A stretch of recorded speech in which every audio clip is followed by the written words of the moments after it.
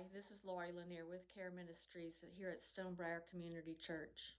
Can you pause just a moment with me while we look at this week's connection question? The question posed to us this week is, how do you personally submit to God's will and not your own? I was excited to get to share on this question because I want to share with you a couple of prayers that I've used every morning for 34 years. I say 34 years because that's how long I've been clean and sober. I learned these prayers in Alcoholics Anonymous, and the whole premise behind that program of recovery is that we must connect with and rely upon God for everything in our lives. Everything. Sounds familiar, doesn't it? They taught me too that this isn't a one and done kind of thing.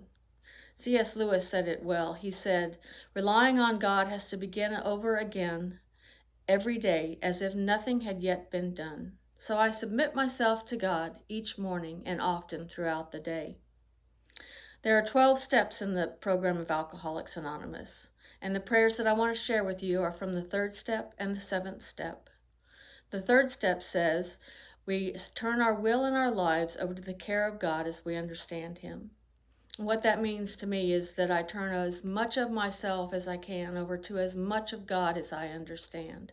And my understanding of God has grown and changed over the years and will continue to grow and change as I read and study His Word and follow in His ways. The 7th step says, humbly ask Him to remove our shortcomings. Here we humble ourselves before God and ask Him to remove our shortcomings or sins that stand in the way of our relationship with Him and with others. Together, these prayers are how I personally submit to God's will and not my own. And they go like this. God, I offer myself to Thee to build with me and do with me as Thou wilt. Relieve me of the bondage of self, that I may better do Thy will. Take away my difficulties, that victory over them would bear witness to those I would help of Thy love, Thy power, and Thy way of life.